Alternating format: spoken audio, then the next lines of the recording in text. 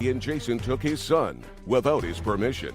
What I'm telling you is a very simple procedural thing where you have to go. You can't sue him for the return of Dakota's things unless you have guardianship of Dakota. Understood. Because he already is the subject of a recent order of custody from a court. That's what you have to have. You can take that bill from the ambulance service, put it in an envelope, we'll get you the address, and that's where that goes. That's his father, who is his legal parent under this order. So send that bill to them so you don't have to worry about that bill. As far as his property is concerned, that has to go along with an order of custody or guardianship, and that's something that you should do. But, Mr. Manry, I am not making a decision with regard to his custody or not. What I'm asking you is, until a court reviews whatever orders they're going to make with regard to custody and guardianship, first, I know you may be angry, but they probably saved his life by getting him to the doctor that they did. And if they removed a massive tumor from his brain, you should say, thank you for doing that, because it was a month after he was living with you. Someone else took your son and saved his life. And for that, at least, you have to be grateful. You can be angry. You can be angry that you didn't get it done before. You can be angry that somebody else did it without consulting you. You can be angry at all of those things. But at the same time, you have to feel grateful that it was done. There wasn't no reason they kidnapped my son. Okay. Mr. Manry, you keep going back to the same song. I was worried about You keep going back to the same song. And what I'm saying to you is, their next stop, if Dakota wants to live with them, and he's right now over 19 years old, is to the court who issued the order to modify that order.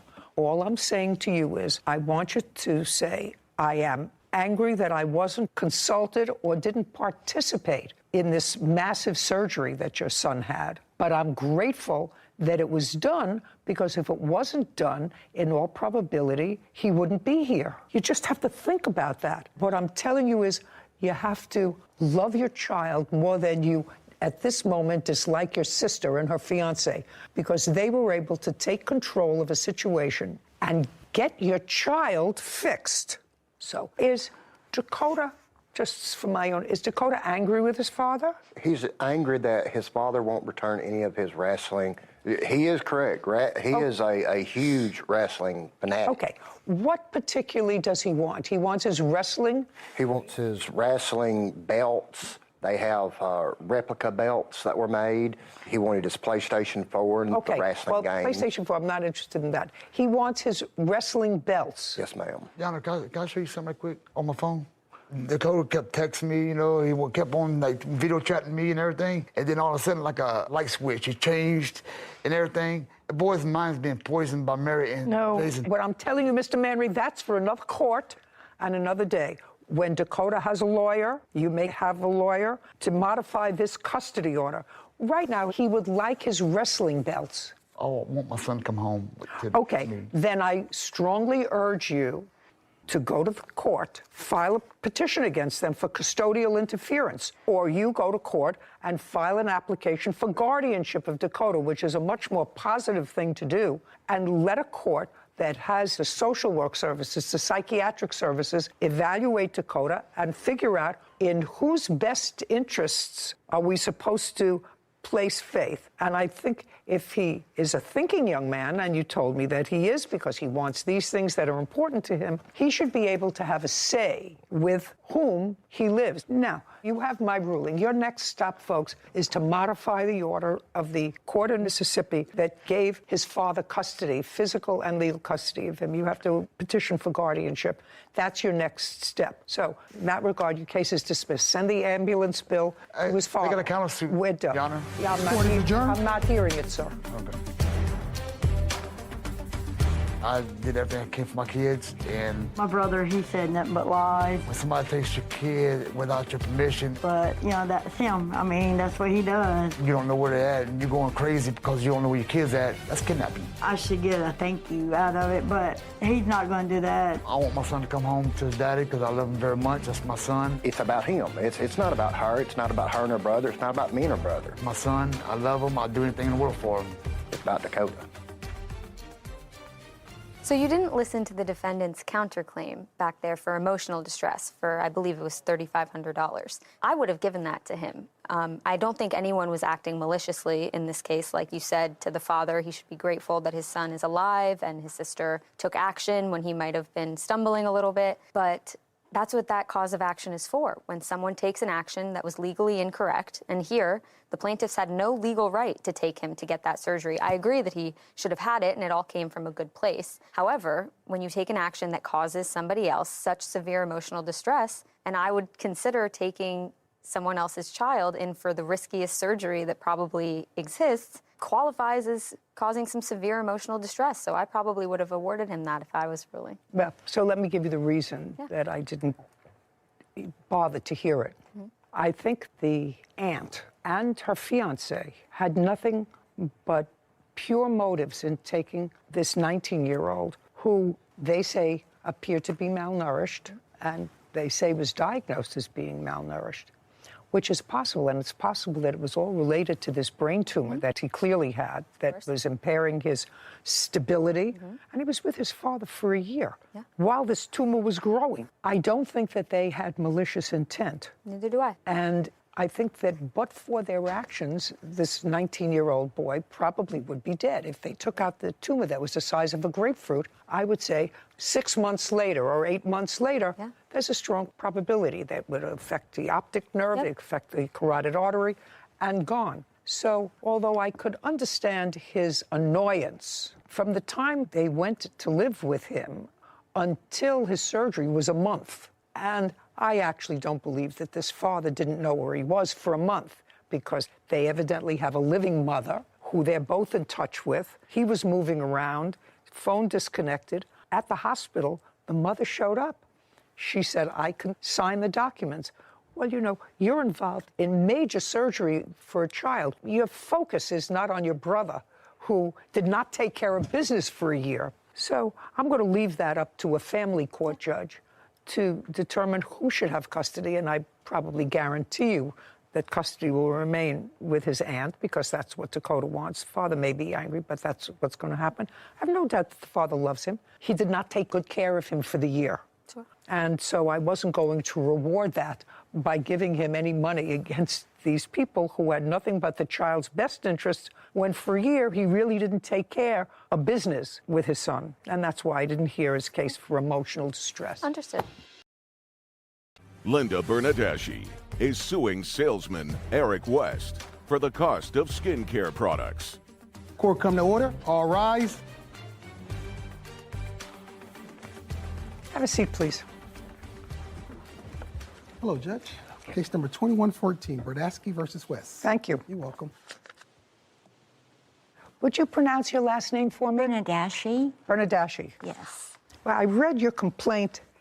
I somehow was taken back to my own experience just walking down an East Street that has a new cosmetic place. So I sort of believe I understand what your experience was, at least initially, with Mr. West.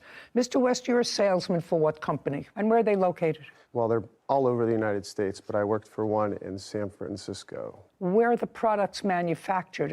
In California, actually. Where? Chatsworth, California. Okay. And they have brick and mortar stores all over the country? And they have many products, but under that one name? Yeah, they have many products. Many products, but they're all... Yes. They have multiple products and multiple locations all through California, and it looks like a bit of Arizona as well. How many?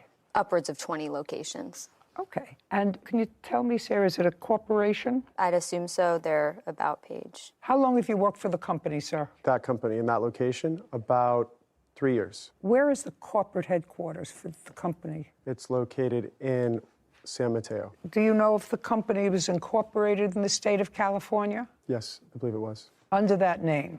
It's not an answer. Oh, yes, sorry, my apologies. It looks like it was an LLC out of Oregon, but it is listed as inactive as of 12/22 of 2020. There's no company in California? It just says the jurisdiction in which the LLC was created is Oregon. That's as far as I could tell. They have a company address that's listed in a head office Is in where? Portland, Oregon. What do you know about Portland, Oregon? It's a lot of hippies. A lot of hippies. What about your company? Oh. Do you know anything about your company? Yes, I think it's probably another location there as well. Do you know anything about the company that you work for? Was it incorporated in the state of Oregon? No, it was incorporated in California. And I think Oregon, maybe has a franchise? I can't tell from public record anything From further. the state of California. I tried looking up their headquarter information, and all I got was this Cosmetics LLC from Oregon. Okay. And while I'm taking this information, I want you to take a look and see if there are any court cases. Sure. Let's try the state of California and the state of Oregon. Sure. And the only thing that you could find was the Oregon company under that name that is no longer active. It might not be the same company, but it has the same name listed in Oregon, so I would assume so, but there's no information on their website about their headquarter information. Anyway, Ms. Bernardacci, trying to think of the date that you made these purchases. What date was it? It was February the 21st, 2022. And you were shopping, you were walking with your dog. Mm-hmm. Had a little dog? Yes. What kind of dog? A Shih Tzu. A Shih Tzu. Yes. My fave. Oh, yeah, mine too. She's my third one. You were walking in a mall. What mall and where? In Santa Clara, California. That's where you were working? Mm-hmm. How long had you been working there? 3 years. Okay, this is what the case is about as far as I can tell. You were walking. Was it this gentleman who was standing outside? No, it was somebody else. It was somebody else with a basket. Somebody else. One of the other people who works at your business? I was the one who offered her a sample. Outside? No, in the front of the store. Well, but it's in the front of the store. I didn't step outside of the store. I was in the front of our store, not outside of it, but inside the store, and I handed her a sample. Just a second. Sort of inconsistent with my life's experience of these things, but let's see. Had you gone to his store? No. You're walking through the mall. Is it an indoor mall or an outdoor mall? Indoor. And when you passed that store, tell me what happened. I was en route to a specific store. A man with a basket was standing in front of the store. So there was a man outside with a basket? With a basket. Holding a Where basket. outside? Right outside of the store. And it wasn't this gentleman? No, it was not. Tell me what the person looked like who gave you the sample. I believe he was Caucasian. He was shorter than Eric. I believe he was partially bald, and I believe he wore glasses, but I can't be sure. I would know him if I saw him. Okay. And so continue with your story. You're standing there with a basket of samples outside the store. Okay. Totally consistent with my own personal experience. Okay, so he offered me a sample of a product. And I said, no, thank you, I'm not interested. And he said, no, please. He said, you'll like it. And I said, I'm in a hurry, and I'm not interested in any of your products. At that point, Eric walked a couple of steps out from the store and started showering my dog and myself with compliments, just like over the top. And he said, why don't you come in my store? I've got a surprise for you. You are going to love me, he said. I said... So he was doing his salesman shtick. Yeah, and pretty much. From the smile on his face, it's exactly what he was doing, his salesman shtick. Yeah, and pretty much you work ran... on commission. Yes. Right. Okay, so now he's showering both you and your little Shih Tzu with compliments and how beautiful the Shih Tzu is and how he's going to give you things that are going to take away this line and that line and this crease or whatever. And I sound like such a sweet and kind person that, you know, he's got a surprise for me. I got it. Okay.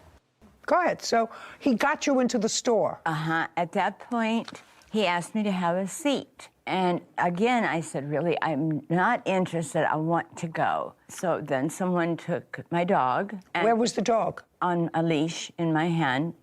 And he says, here, I'll take your dog. And I said, no, I'll hold her. And he says, no, I'm going to take care of her. And I'm going, wait a minute. And next thing I knew, Eric was practically on top of me. This chair was located in a position, well, his chair was much higher than mine. So you were sitting in a chair like mine? Yeah, well, a chair, just like a... A makeup chair? Yes. Or a hairdresser's chair? Kind of like a makeup chair. And he was sitting on a chair or a stool? A stool. Stool. Is that right, Eric? I'm talking to you. Yes, Your Honor. Okay, that's a yes. Okay, and your stool was higher than her chair. That is incorrect. We both were sitting on stools. The same stool? The same stool. Was yours higher? No, it was the same size. Okay, go ahead. So at that point, he just started applying different products to I believe he started with my hand. And then, let me try some of this on your face. And I'm looking around for my dog, like, what's going on here? And because he was very aggressive and pushy and... Just tell me what he did without trying to editorialize. Okay, so basically he he put on all this goop on your face, on your hands. Somebody else in the store was holding your dog while he was putting this on you. He didn't force you into the chair. He aggressively coaxed you into the chair, is what you're telling me, by complimenting you. I mean, he didn't physically drag you into the store. You walked in by yourself. Right. Okay. He was using his best aggressive salesman routine. Not easy to get somebody in the store, right, Eric? I mean, it was never easy to get me in one of those stores, and I shop with her all the time. And she's got more lotions and potions and stuff on her counter than any other human being I know. And I've never seen anybody successful in giving her a free sample and getting her into the store. So you must be very good, because we have a few of those stores right in the neighborhood. You must be really talented. He is. Just a second. So before we finish with her, and since you originally started, Mr. West, with, no, it was me outside. It wasn't you outside initially. It was somebody else. You came out afterwards. Well, actually, I believe her. So I want you to understand that her description of the person who initially approached her was so specific. And then the fact that you came out and joined that person, because then you became a tag team, is totally convincing to me. I want you to understand that. I didn't feel that I was going to be able to leave the store. I've been held against my will before and kidnapped. And I was literally traumatized at that point. When were you held against your will and kidnapped? Is accusing salesman Eric West of holding her against her will and selling her an unwanted skincare wand. See, we have a picture of that thing. Rejuven. It's. Yeah, I have it. What? I have it. It looks like this. It's got this on one side, and then I don't know what this is trying to show you. Ultrasound face and body slimming. Yeah. She doesn't look like she needs slimming. She asked for something that would tighten her skin, as she said that in her younger years she had a lot of issues with drug abuse when we had our conversations, and she's asking for something that can actually help her look more youthful and help her skin tighten. And this is something that she discussed with me when we were sitting at the table. What's your educational experience? High school, college. Where? I went to like a couple of film and television schools. I asked you what college you went to. Oh, Olympic College in Washington State. And was that a 4-year program? 2-year. 2-year. Is that a brick and mortar college, or is that an online college? Brick and mortar. And what did you study there? Just the basics. What basics? Gen Eds, you know, your associates, your Gen Eds. And it had nothing to do with my sales and skincare, but my sales and skincare, I actually deal with every client fairly, and I pride myself in Don't tell me integrity. that you deal with every client fairly. She wanted her money back the next day. She didn't want her money back the next day. She didn't even come back the next day. When did she come back? It was like a week or two later, she came back to the store and wanted a refund, and I said, well, No, just a second. Okay. She came into the store on February 21st, 2022. You get home with all these products. You spread it around. Let's say this is aggressive salesmanship. Now you're home. You had a previous experience with being taken against your will and held against your will, according to what you told me. Yes. So you know that when that happens, the police get involved. You didn't go to the police. No, not when you left to say, you know, I was held against my will. You took the products and you took the products home, right? Well, I didn't go directly home. I went to my friend's house. She lives 2 blocks from there. I was so traumatized I couldn't drive, and I was beside myself.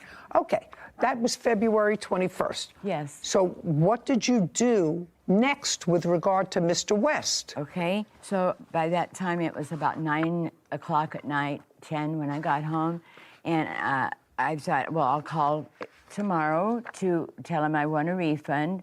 actually, I called him and told him that, and he says, well, you're supposed to be down here. When did you call him and tell him you wanted a refund? It was the next day when he called me. He called me the next day and says, where are you? And I says, I'm at home. And he says, well, how come you're not here for your free 12 facials that I offered you?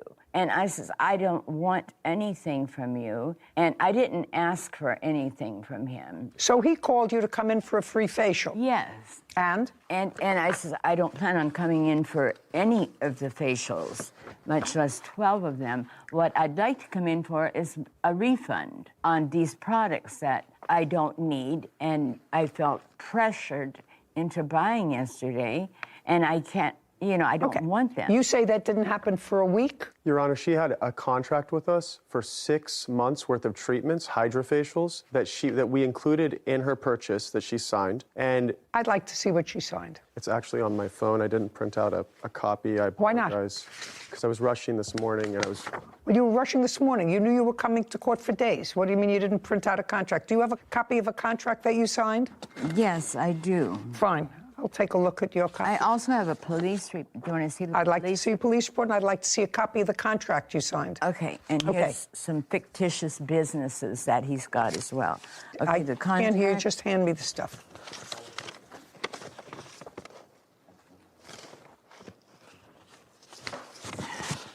Okay, this is the police report. I want to see the contract. I'll read the police report while you're looking for it. Here's the contract.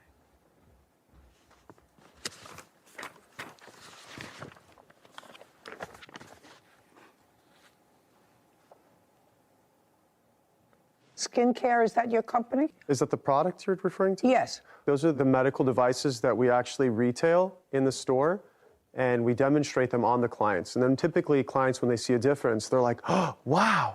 Listen, you're not selling me, sir. Oh, stop I understand. This is not a sales pitch to me. What's your commission when you sell an $8,000 light to make your skin nice? What's your commission? 20%. So yours personally is 20%. How much do they buy them for? I'm not sure. What do you think? I have no... What do you think? I'm Take not... a good guess. You've been working for them for 3 years. I don't know, and I think that you'd have to factor in like the rent for the establishment and all of those things. So I don't really know what the profit margin would be. Your Honor, on their website, they state that each individually owned brick and mortar store is not affiliated with them, that they run their own stores. It's sort of a franchise-esque situation. Who owns your store, or is it a franchise? It's a franchise? It's not a question. It sounded like you were asking me a question. Is it a company-owned store, or is it a franchise? There's a company that owns the store. But it's a franchise. Yes, I believe so. I'm not familiar with the legalities of the location and all the business agreements and Who contracts. hired you? It wasn't hire. I was in business with him. Okay, well, it's getting more interesting. Okay, Yes. So it wasn't a hire. You're in business with a man whose name is what? Don't think about it. I don't if know. you're in business with somebody, you're a smart boy. You went don't know how to pronounce You his went to a last name. 2-year college. What's the name of your business partner? I don't know how to pronounce the last name. What? I don't know how to pronounce the last name. Spell it. So I don't actually know how to spell it. Mm-hmm. I'm sorry. And who leases the store where you are? Don't look up in the air. It's going to get only worse. Dog walker Danielle Lancaster for damages resulting from a dog attack. Court come to order. All rise. Have a seat, please. Case number 2002, Quam versus Lancaster. Mr. Kwan, succinctly, your case involves an attack of a dog that was being walked by Miss Lancaster. She was a dog walker. She didn't own the dog. Correct. The dog got away from her, and according to you, attacked your dog, and you want to be compensated to the tune of $10,000. Correct. You were neither hospitalized, correct? I was not hospitalized. You were neither hospitalized, and your dog was not hospitalized. Correct.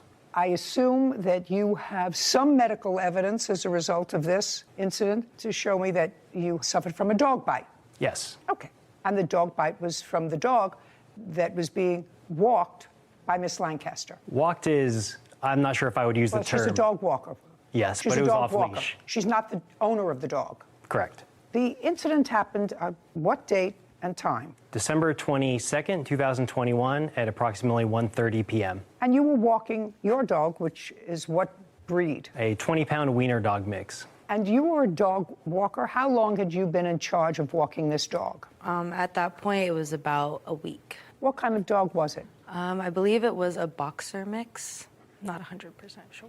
How old? 2, 3 years old, give or take. Who are the owners of the dog? The owners, I can't remember their name. One of Mike, but I don't remember their last names. But you remember the owners' names? Yes. And it would be fair to say that you knew their names because you tried to sue them. I contacted them, yes, but did not sue them. And you contacted them because they're the owners of the dog and they have a house. Mm-hmm. Is not an answer. Yes. And the house usually has homeowners insurance. Correct. Correct? And after contacting them, and it's their dog, so they are ultimately responsible for their dog, you opted not to seek compensation for your alleged injuries and this attack, but to sue the dog walker. Correct. Just for my own information, Mr. Kwan, do you want to tell me why you did that? Yeah. So per California strict liability law, anybody who takes physical ownership or responsibility for a dog is also responsible for any sort of attacks or damages it causes while they are responsible for that dog. Regardless okay, just a second. So what you're saying is in the state of California, if you are walking a dog, and she says she was walking this dog for a week, how many times a day, every day? 2 times a day. Twice a day. And she had this job for a week. That under all circumstances, she is responsible for any injury that the dog does. Is that what you're saying? Correct. And what code is that? I have a statute over here. Just tell me the statute. Per California dog bite law.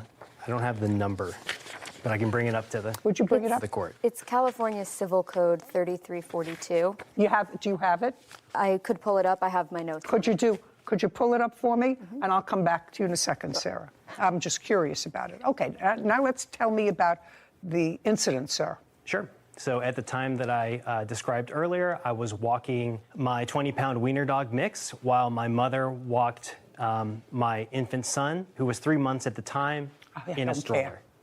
Okay. I mean, it's not that I don't care about him and I don't care about your mother, but they have nothing to do with this case. Well, they do have something to do with this case because when we turned onto the block, I turned and I saw an off-leash dog roughly 3 times the size of mine. And I saw the defendant, Ms. Lancaster. She gave no warning that the dog was off leash. And at that point, I later learned that the dog... No, don't tell me. Just tell me what happened, sir. Okay. You saw Miss Lancaster, and she was walking this dog off leash. Correct. And? She gave no indication? No. Not that she gave me no indication. Okay. She was walking this dog off leash. Correct. So you saw the dog off leash. Yes. Okay. And about how far were you from her when you saw the dog off leash? Across the street, so roughly 40 feet. Okay, and? The dog charged across the street. Okay, the dog ran across the street. Yes, and started aggressively biting, lunging, and barking at my dog. Okay, so at that point, the dog ran across the street and is in an aggressive stance barking at your dog. Correct. Hadn't touched your dog. Correct. What happened next? It then diverted its attention towards my infant son in a stroller and my mother and started jumping on the stroller. Did the dog, in fact, jump on the stroller? Yes. And? And my response was to try to divert the attention. What did you do? The dog jumped on the stroller. Yes. Didn't hurt your son, didn't hurt your mother. Yes. So I got the attention of the dog again. How did you do that? By picking up my dog, who was on leash. Well, that doesn't necessarily get attention of the dog. You say, hey! Correct.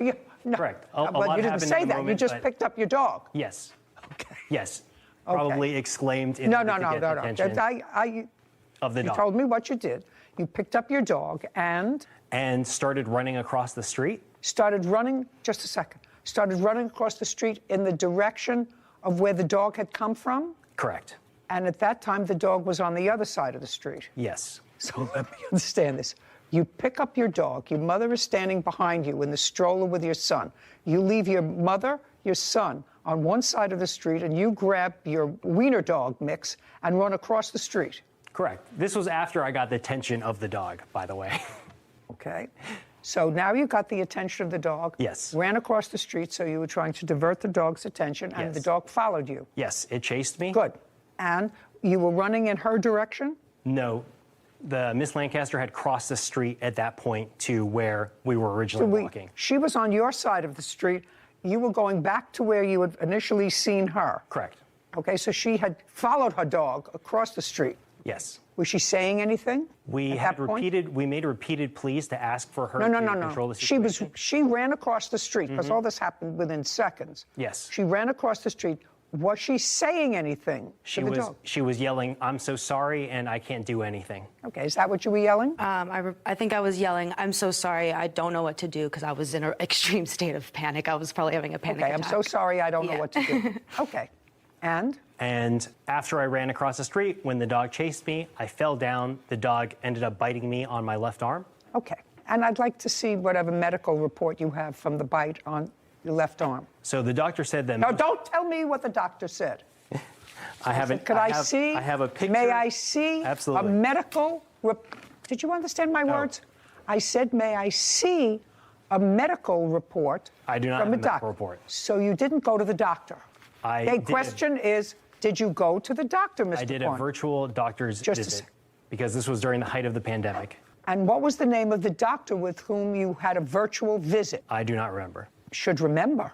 You're suing for $10,000. You should have all that information. Because if you have a virtual medical visit, Mr. Kwan, there is a record of that. Doctor keeps a record of that. Do you understand? Correct. Okay. So now you're down, and this happened, according to you, on December 22nd. Did you get the dog's information? I did. On December 22nd? Yes. When did you speak to the owners of the dog? I spoke to the owners actually that day because I wanted to get the rabies vaccination paperwork. Did you get the rabies vaccination paperwork? Yes. On the 22nd? Yes. Now I'll see your photograph, sir. I have that statute whenever you're ready.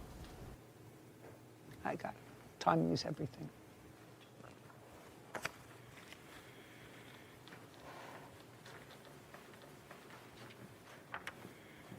Okay, so the knee injury is when you fell. Correct. And the arm is a combination scratch and maybe tooth mark. Yes, there are tooth marks on there, but not punctured. I don't know. This long thing is not a tooth mark. So just one other question, Mr. Kwan. When you told the owners about this on the 22nd, when was the next time you contacted them? First, you wanted to find out whether or not the dog had received rabies shots. You were satisfied that it did, that you didn't have to see a doctor other than a virtual visit with a doctor whose name you don't remember. When did you decide not to sue the owners of the dog, who are homeowners, and who have homeowners insurance? Yep. I wrote the owners of the dog a demand letter, and that is when I contacted them back, probably about 2 months after the incident. Okay, so you wrote them a demand letter. Correct. And did they respond to your demand letter? Yes. Do you have copies of those letters? Yes, I do. I'd like to see copies of your letter and their response. That's the demand letter that I just want to see copies of your letter and their response. Are they both here? They did. They responded by calling me on the phone, not with a formal written. Mr. Kwan was injured and frightened, not seriously injured, but seriously enough that if it were me, I would be furious as a result of your negligence. And he neither suffered serious physical injury, certainly not serious enough for him not to go to work for a week.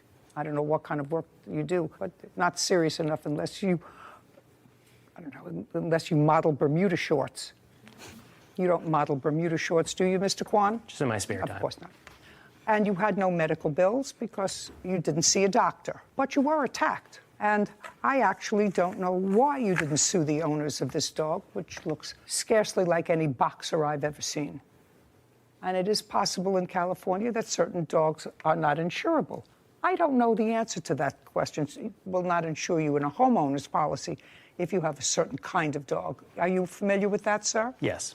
What are you familiar with? You're very familiar with statutes. So what is the law in California with regard to insurance? Can you be denied insurance or have to pay an excess premium if you have a dog that is either a pit bull or a pit bull mix? I believe so. You believe so. And would it be a fair statement, sir, that their homeowners either covered their dog or didn't? They were looking into it, and they had renter's insurance that I believe covered it. That you believe covered it? Oh, very foolish of you not to go against them. Okay. If you accept responsibility for a dog, you're supposed to be smart enough to look at a dog and say, you know what, why would you ask what kind of dog this is? Now, you let the dog out, and the dog was out with you for an hour. Yes, yeah. And during that time, you were walking around the neighborhood, and you had sufficient opportunity. You were walking around the neighborhood. I wouldn't say walking. I was were you doing? Clearly trying to get the dog back in, and twice I did have him by the collar, and that's what I said in the video. I had him by the collar, and then both times he turned to nip at me on my wrist, so which is why I let go, because I didn't want to get bit. I know, you said it. So I was trying to have him follow me, which is what the owners told me to do. I had treats in my hand. So you called the owners? Yes, I did call the... You called the owners, and you told the owners what was going on? Yes, I did. They knew what was going on. I would have sued the owners. Mr. Kwan, I would have absolutely sued the owners, unless they didn't have insurance that covered the dog, which is a problem for them if they had renter's insurance. In any event, Miss Lancaster, you assumed responsibility of this dog, and based upon your own negligence, forget about the dog's breed, forget about these other people. As a result of your negligence, he was injured, and you have to compensate him for that. Judgment for the plaintiff in the amount of $5,000. We're finished. Court is adjourned.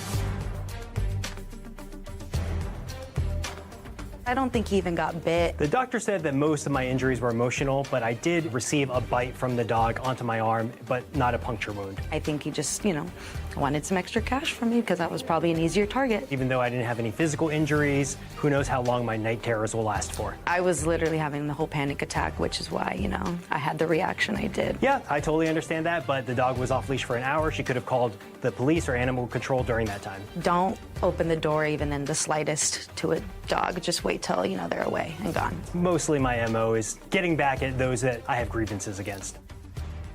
Let's not even get started with dog breed, because I think the world knows where I live in that street. Mm-hmm.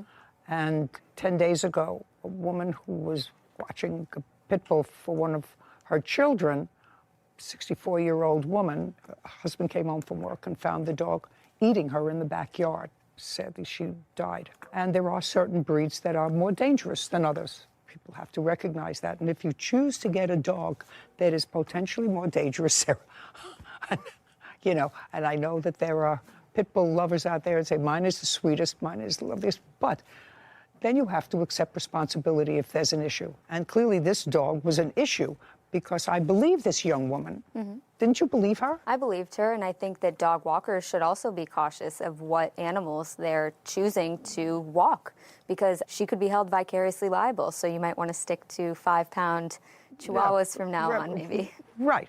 I mean, she was visibly very upset. Visibly. And she said on the video, he bit me twice on the hand because she tried to get a hold of him.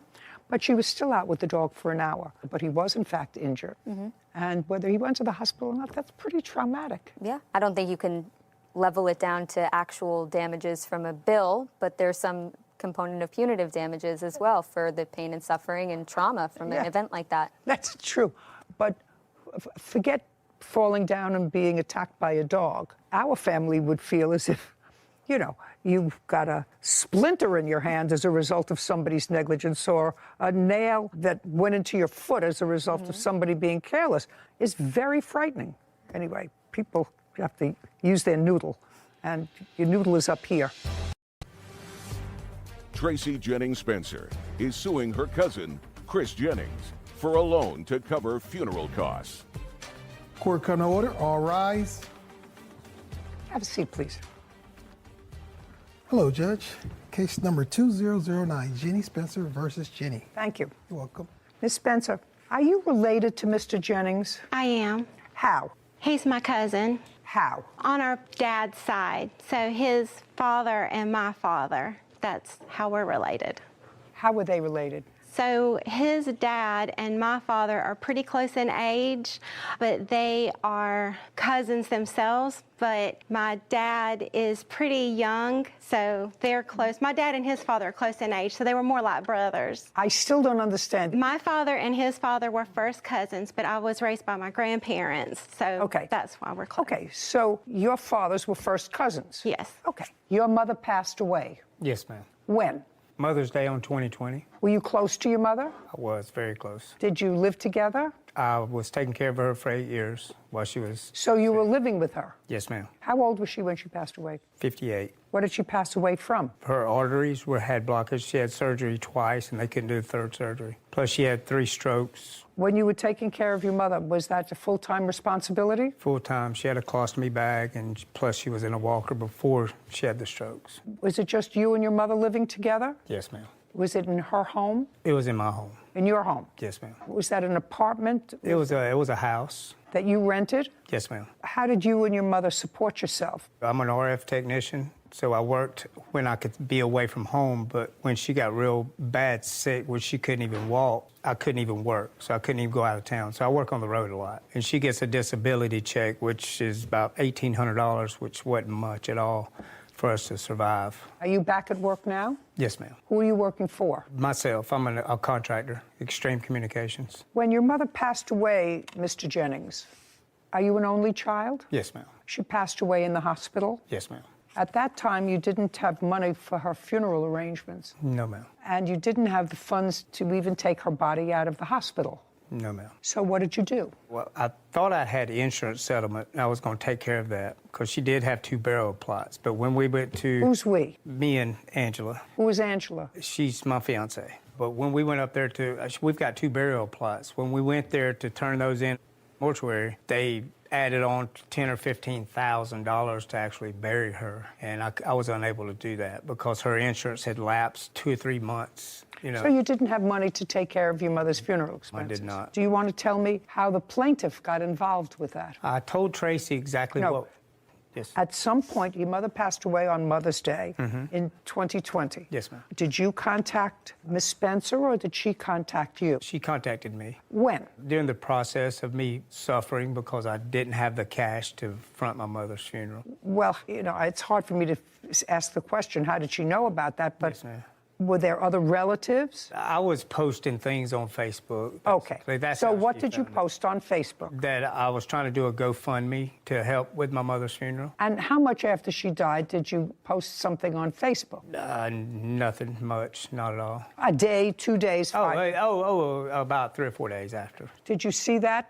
Is that why you contacted him? That is not why I contacted him. Okay, so why don't you tell me why? That's not what you said in your papers, so I'm curious. Why did you contact him? As he said, his mother had been sick for quite some time, so her death wasn't completely unexpected. We had been following her progression on Facebook, and Chris is correct. He had been taking care of his mother. They were very close. But when the family saw on Facebook that she had passed, nothing got posted about funeral arrangements. And some of the members of my family who were not on Facebook contacted me and said, "Don't tell me what they said to you." Sorry. So you were contacted by members of your family? Correct, that are not on Facebook, asking about care. Don't tell me what they asked. I'm sorry. As a result of those conversations, did you contact him? Eventually. I did not contact him immediately because I just didn't feel like it was the right time. I knew. When? Was it in June? So it was right after her passing.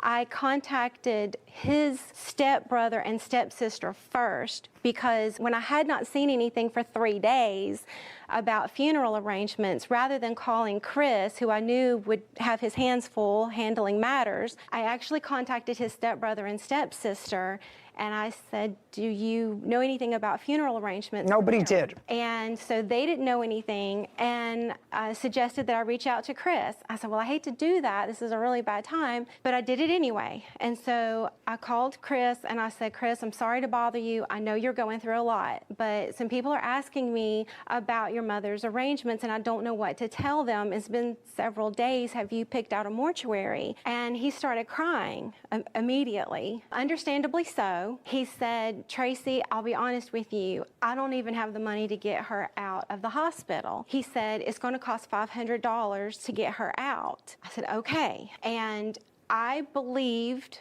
without a shadow of a doubt, that he truly didn't have the money because they had a very tight relationship. So there was no question in my mind if he had the $500 to get her out, he would have. I said, "Chris, it's okay. I'll loan you the money. I'll call the hospital. I'll take care of it. Just calm down." And so we hung up. I called the hospital and I told them, I said, I'm not next of kin, but I'm going to take care of this matter on behalf of my cousin. So here's my credit card for $500. And the morgue told me that I couldn't pay $500, that was only their portion of having her body released from the morgue, that they could only send her body to a funeral home.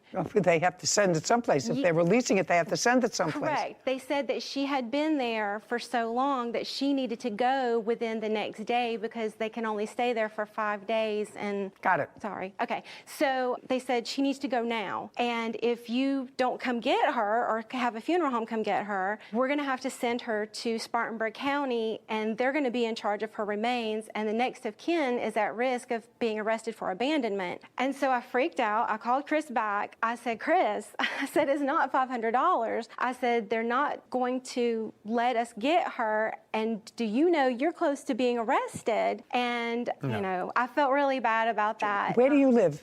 Spartanburg, South Carolina. Just take a look and see if you can find out next of kin responsibility. I'm surprised that you were given that information from the hospital, but I may be wrong. Morgue. Yes. So I called Chris and I said, the morgue is not going to let us get her body without a funeral home. Do you have a funeral home picked out? And I think at that time he said he didn't. And so he made some phone calls, Chris did, and then he called me back and he said, I found a mortuary. And so the mortuary that he selected was the one that ended up taking care of her remains. And so instead of me loaning him $500 to get her released from the hospital, I ended up getting stuck with $1,500 because I had to pay the mortuary. Okay. He found a mortuary. Yes, ma'am. When you called the mortuary, did they tell you what it would cost? I didn't call the mortuary to find out anything about that. She did. She agreed to pay everything. No, just a second. I'm not getting there. Yes, ma'am. I'm not there yet. Yes, ma'am. So the question is, did you call the mortuary? I called them to see if they could take care of my mother. That's what I asked you. I said, did you call the mortuary? Yes, ma'am.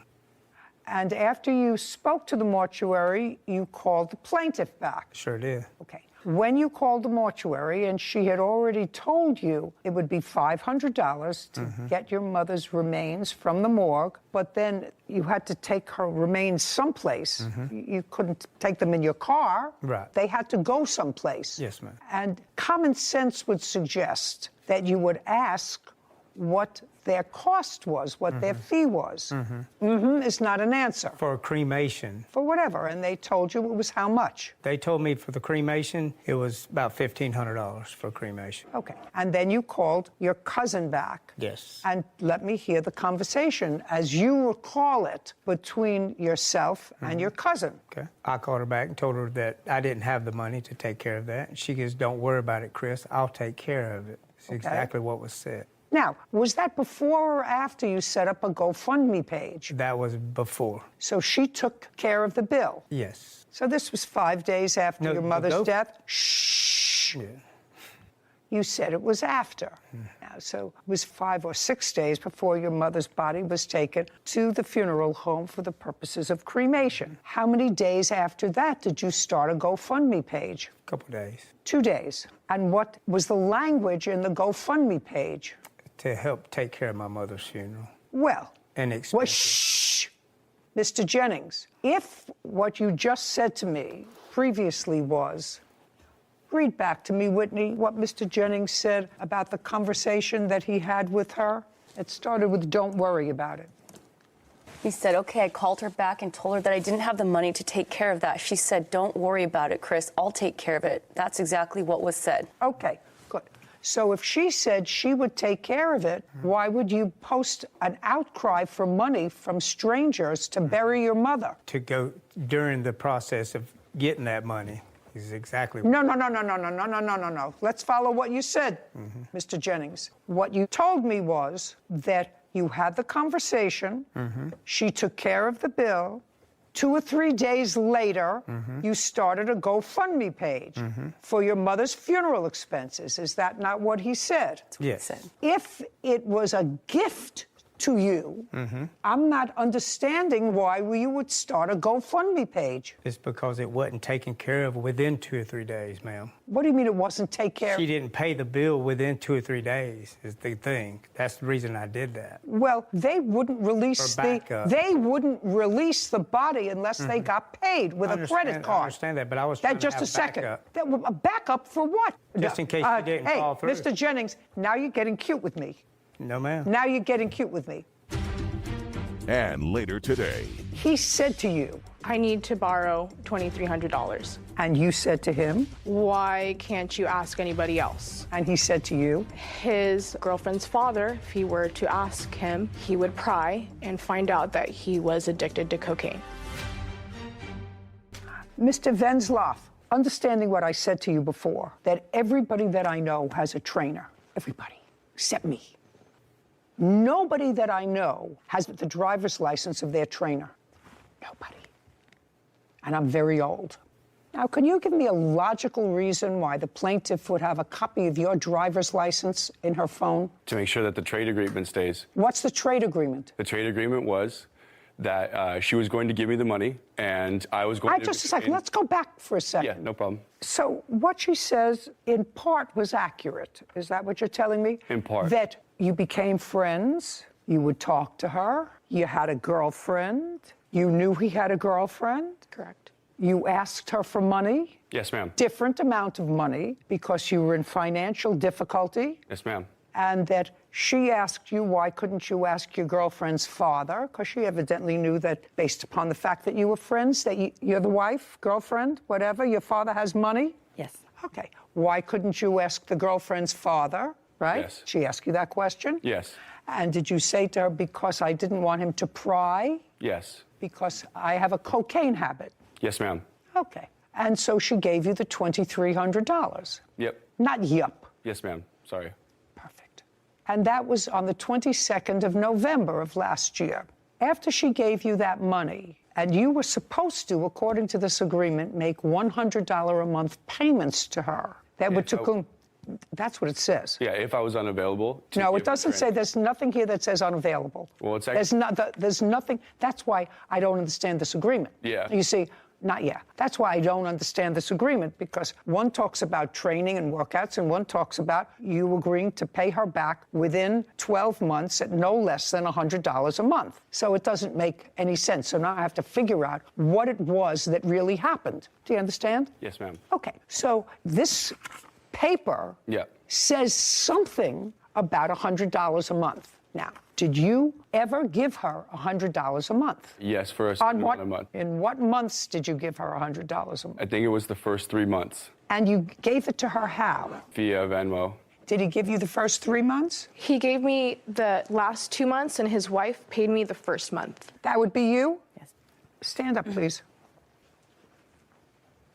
Tell me your last name. Venzloff. When did you find out that your husband had taken money from the plaintiff? When she had sent me a message on Instagram asking for me to send her money that he was late on a payment. And that was in what month? I believe mid-January she messaged me. January of 2022. Correct. And up until that time, your husband had not told you that he took money from the plaintiff.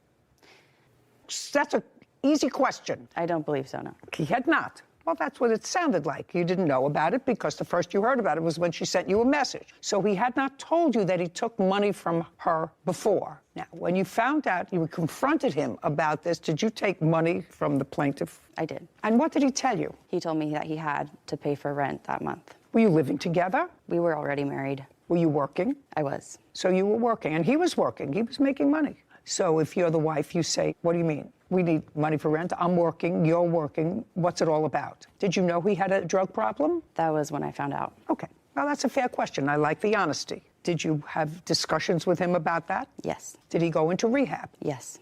Great. When did he go into rehab? He went for a week in December into a detox, and then he went for a month this last June, I believe. Because he had a relapse? Yes. How long was it in June? 30 days. During December and June, had he ever been arrested? No. So he did this voluntarily? Yes. Good for you. Thank you. Take a breath.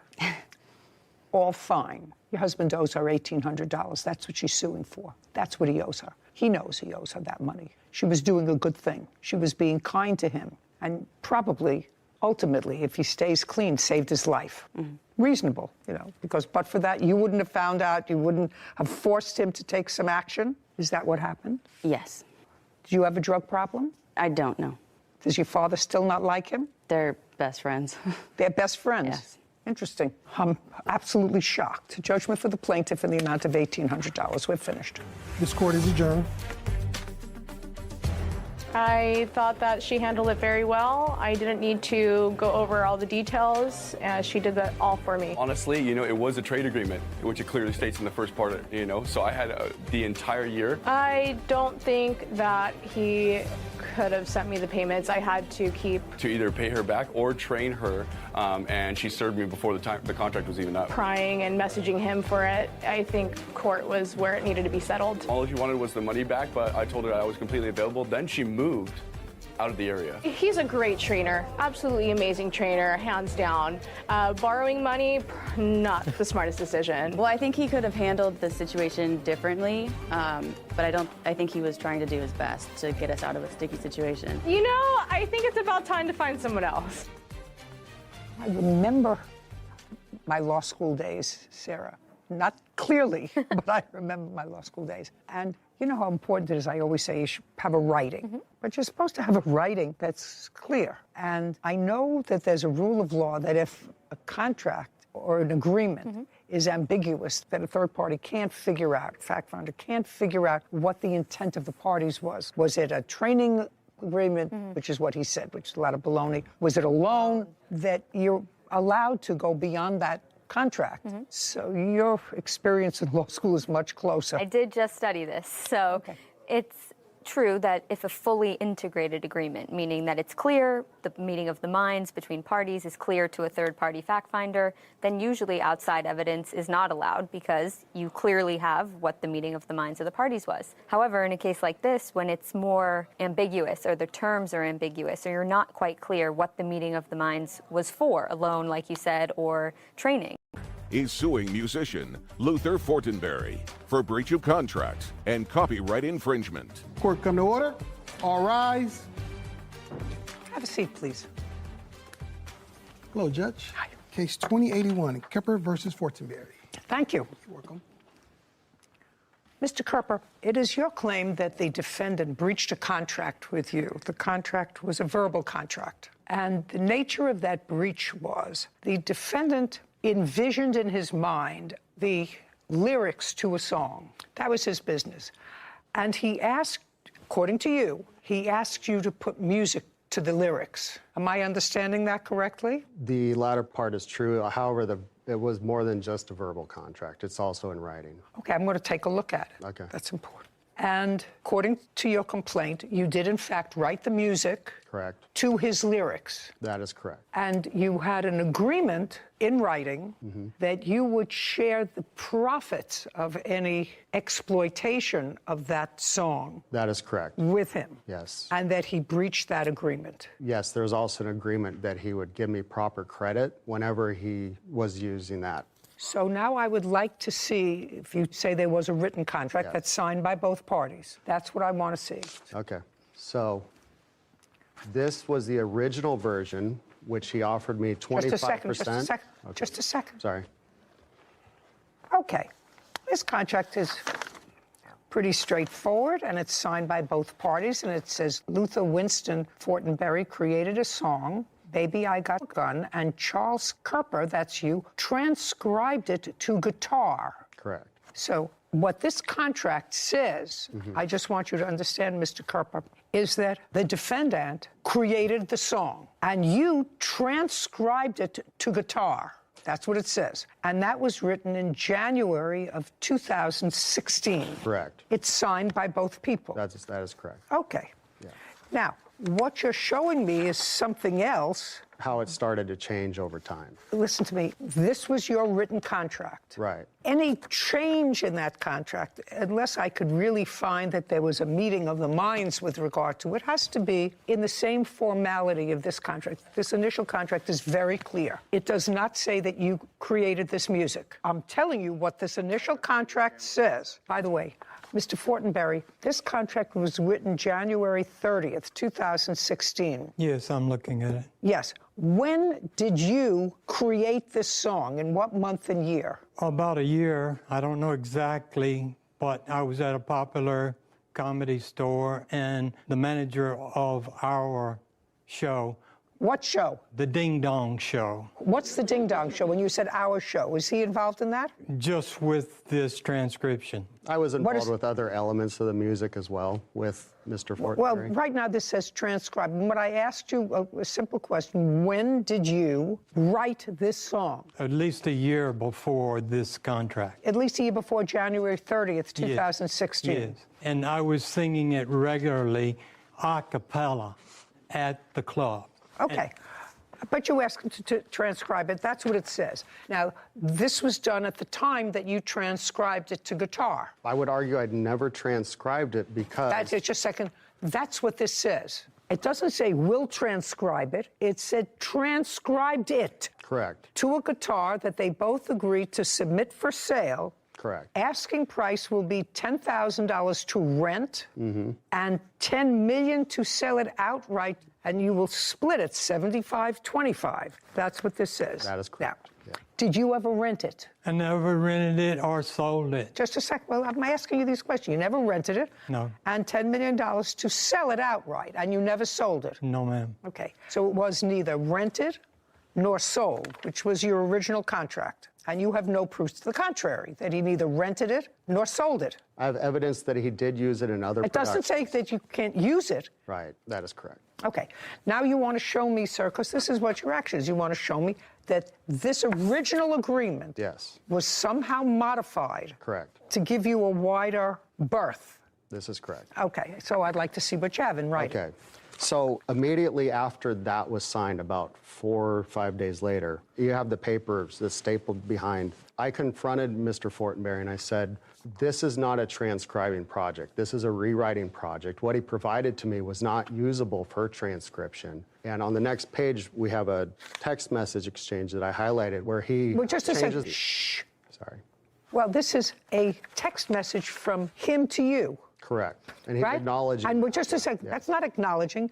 That's a text message from him to you. Do you have your response to this? You can't unilaterally change a contract that's in writing. I mean, if you have an offer and an acceptance. Right. So where is your response to this? I don't believe I had a response in the history of messages I was able to retrieve, so. Then this is irrelevant. Okay. So far, we have this. We have a writing signed by both parties, which is complete. It says what you did, you will be paid in the event of a rental or a sale.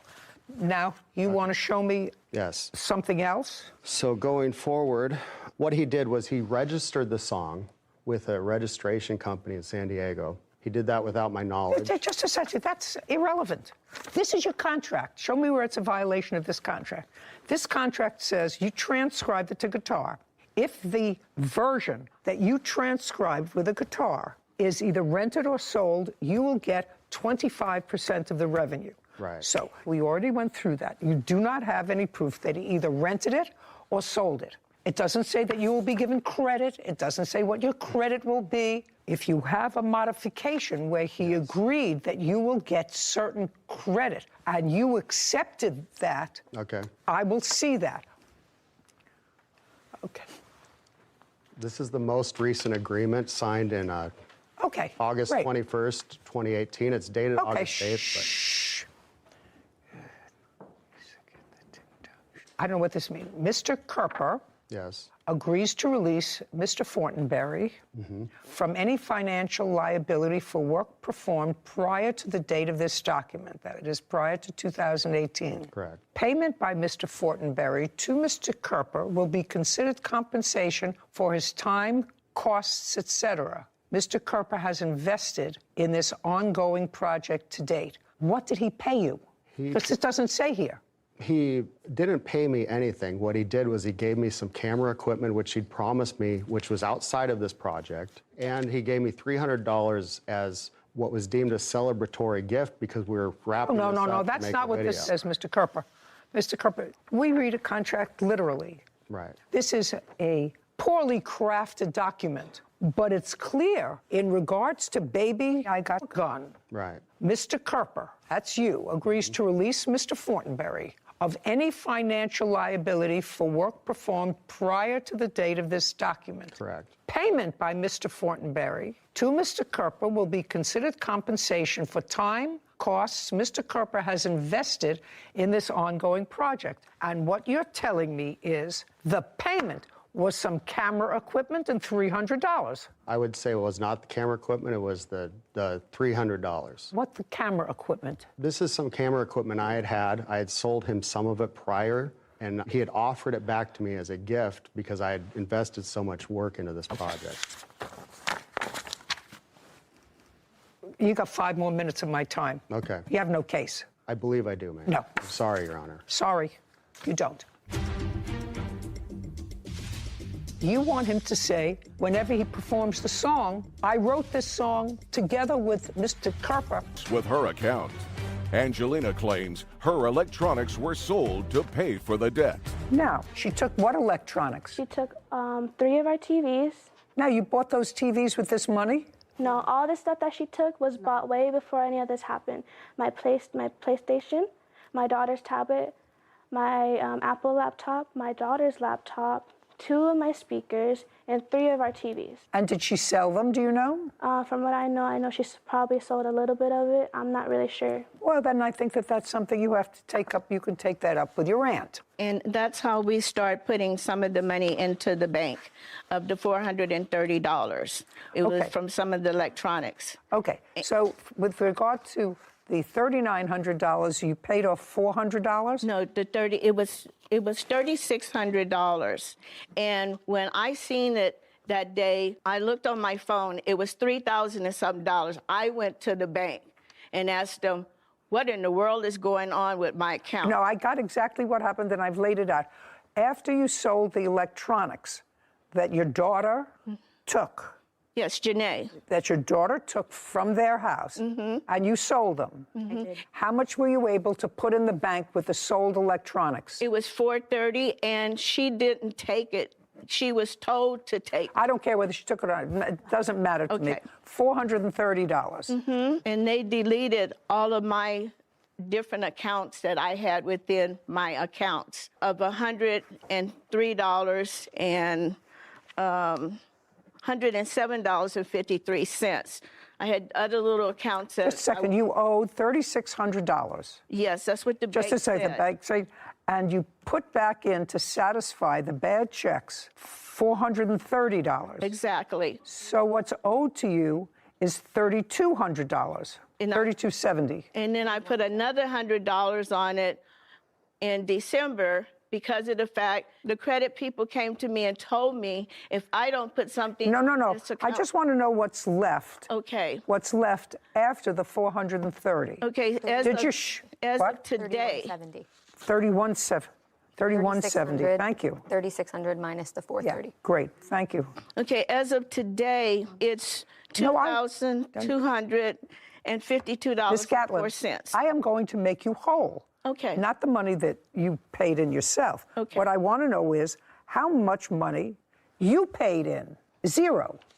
No, I did pay some in because of my paychecks that did go through at the time after everything happened because I did continue working. No, these were bad checks. These were the bad checks. They're owed $3,600. Yes, but I did put a little bit of money in. Well, how much? Only one of my checks went in, which was probably not even worth $100. Well, I'm not interested in it. It was and I'm not interested in it. $62 to be exact. Sorry. I'm not interested in it. Virtually no money, with the exception of perhaps one paycheck, which amounted to about $100, was put in by you. Yes. Is that right? Yes. Okay. So the question is whether I believe that, A, you knew or should have known that these were bad checks. And I think you're a pretty smart girl, given your father's history. He gives you these checks, 2 in one day, one's for $1,200, one's for $600, one's for $300. You say, Dad, where'd you get this money from? And if you're putting your money into the bank, your money from work, which is a very good thing, that's fine, but I'm going to save up that money. I'm not going to buy electronics. I'm not going to buy anything else for the house. What I'm going to do is save that money, or at least see what happens with it. So I would have said to myself, this doesn't look right. I don't know, or I have to ask my father, who's writing all these checks. She's somebody he works for, or is it somebody whose checks he stole? Do you understand? Yes, Your Honor. Great. Judgment for the plaintiff in the amount of $31.70. Thank you very much. We're done. This court is adjourned. What they did to us was way worse than what I did to them. It was very hurtful, and I'm still in the stress mode about it. They took all of our electronics, our TVs, my PlayStation, laptops, and speakers. The truth is, I have a video showing that my niece actually voluntarily gave me all the electronics to be taken care of. She said she was going to do it, and she wasn't going to do it, which is the reason why I took the items to have everything taken care of for my mom. My thing is, the property that she took, we bought that a couple of years back. And that shouldn't have nothing to do with what's going on now. We're not happy people. And, to be honest with you, because of the fact that they did our mother like this, we don't have anything to do with them. Well, all I can say is she'll never see me or my child again. And that's generations going out of her life over some petty stuff that could have been dealt with easily. I don't know if it can be solved. God will be that answer. Don't do your family wrong, even as much as you love them, because they raised me with her since I was 4, and they still did me wrong growing up, and they still did me wrong today. You can't trust anyone in your family, but that doesn't mean don't do them wrong. Because I never thought my family would do this to me. Another great lesson in the dangers of co-signing anything for a car, for a dog, for a bank account, because I'm sure the great-grandmother plaintiff would not have accepted checks from her previous son-in-law, knowing his background and knowing, at least she would have asked the follow-up question. So I understand the daughter's position of, hey, I know what he's been involved in, I don't want to be involved, but if that's your stance, you can't benefit from taking checks that you know are probably dirty. So, and unfortunately, the grandmother didn't get a crash course from us on the dangers of co-signing on a bank account. Because they can not only evidently go into your bank, that particular account, but they can attach any other account. Like she had said, they drained all of her other accounts to fulfill the debt. So there's real